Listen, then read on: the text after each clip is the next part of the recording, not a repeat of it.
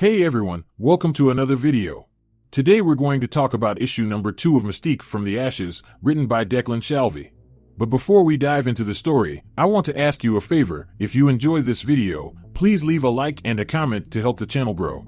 So with that said, this issue opens with Raven traversing the snowy mountains of Montana. And as she traveled, we got a narration from what I believe is the Book of Destiny saying, "Freedom, that is what I want.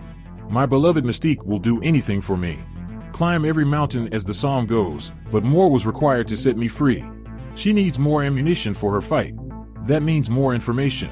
She needs to dig further, and she needs to cut deeper before Nick Fury gets too close. So as Nick Fury stood close to a cliff, the voice of Maria called out to him from a parked car in the nearby parking lot. Because due to the events of the previous issue, Maria still had a job for Nick to complete.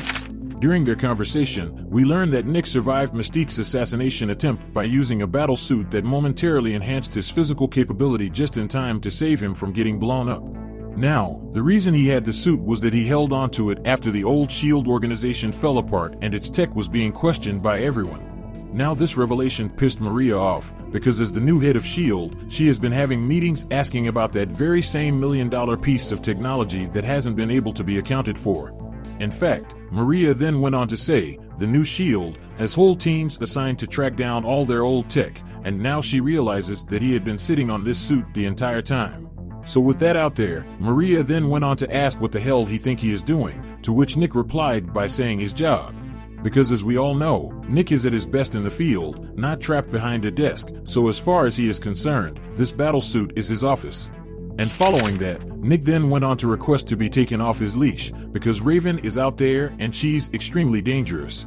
For he took the slightest look into her and she tried to take him out, and because of that, Nick is convinced that Raven is a loose cannon and needs to be taken down. Now to Maria, this is a crazy plan, send one loose cannon to take down another. And then she continued to say, it's clear he'd been attacked, but there was no hard proof that Mystique was responsible, and there was not enough evidence to approve a field search. And just as he attempted to say he had evidence and information that could get this case moving, Maria just snapped at him and replied with, is he talking about his last mission to Colorado? Because as we have seen, Junior did attack Destiny's home and made a huge mistake. But right when she brought that up, Nick instantly started to try to use the need-to-know basis on his boss, which did not go over well with her. Because once again she snapped and said, she is his boss and he doesn't get to ice her out, and then she ordered him to hand over his files, which he did without protest. And right before she left, Maria told Nick that she'd look the files over and get back to him. And as for Junior, she ordered for him to sit on his information for now, but no more theatrics in the meantime. Now following that tense interaction, we then transition over to Mystique making her way down a snowy mountaintop with another narration going on. And this narration went as follows, much like Mystique, Domenico's has been unaccounted for since Krakoa fell apart. And since then Avalanche has made a home off the grid. And when it comes to Avalanche and Raven's relationship, there is far too much history between them because they both were a part of the Brotherhood. Essentially blood brothers, but with those two it's mostly been bad blood. So to get what she wants, she needs a face Avalanche can trust, a face like Pyro's. For Pyro was one of the first recruits into the Brotherhood. He and Avalanche were the closest. So with the transformation in place, she opened the front door and started to play her part. And instantly, Avalanche sees right through Raven's trick and tells her to start a fire for him if he is who he says he is. So with her cover blown, Raven dropped Pyro's appearance and told him that she thought he would appreciate a friendly face.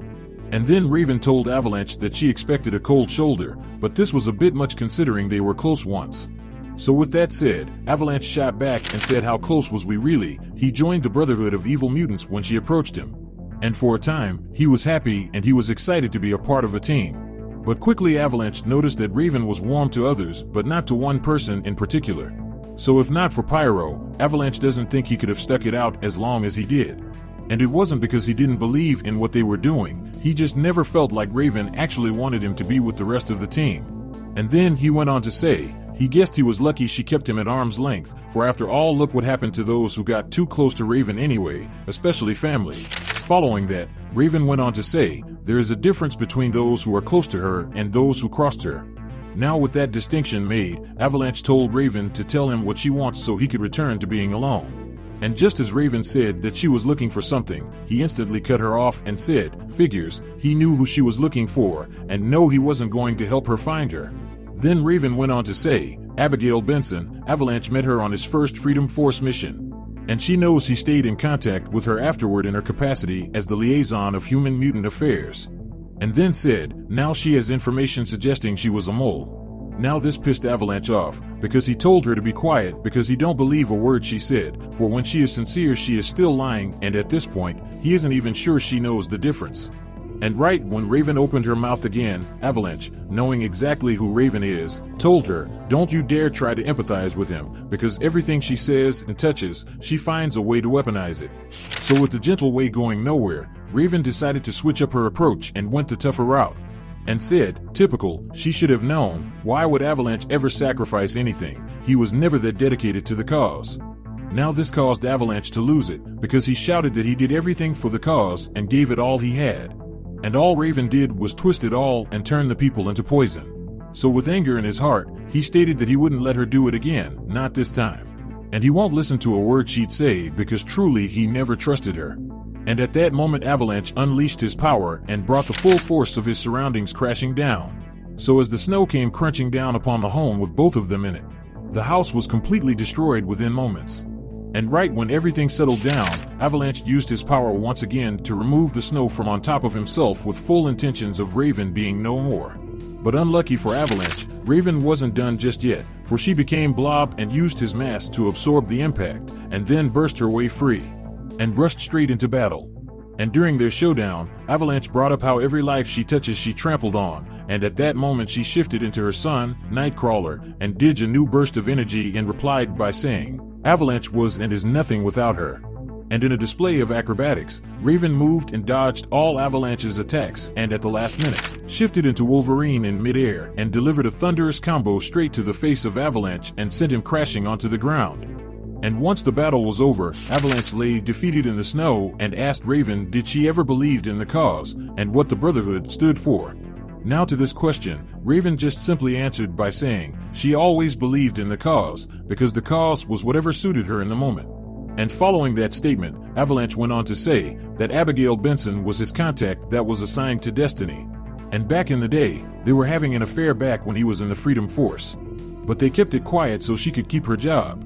So as Raven started to walk away, Raven asked Avalanche why would he stay loyal to a woman who cast him aside so many years ago, to which Avalanche replied by saying, it seems he has a type. So with that battle coming to a conclusion, we then transition over to the outside director of S.H.I.E.L.D., Maria Hill's home. And when we get there, we notice that she isn't taking the same risk that Nick Fury Jr. did in the previous issue because she had her guards escort her to her home.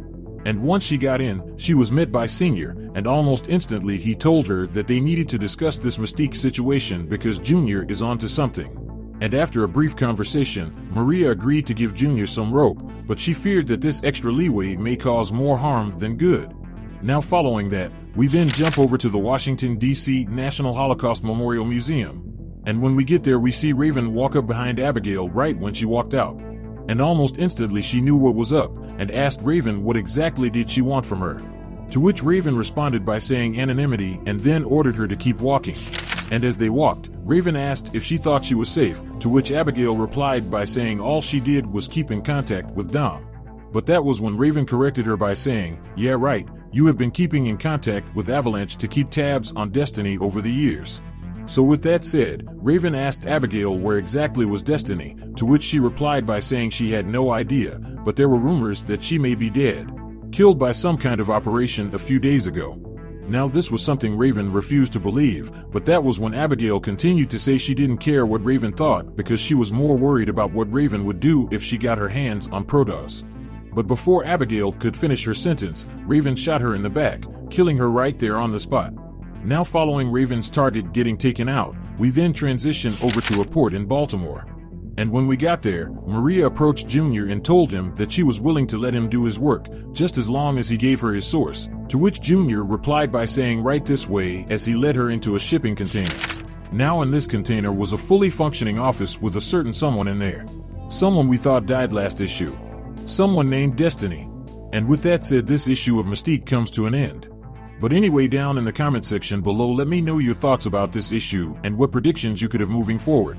So with that established, I hope you enjoyed this video, and please don't forget to leave a like and a comment if you want to see more videos like this. Thank you for watching, and I'll see you in the next video.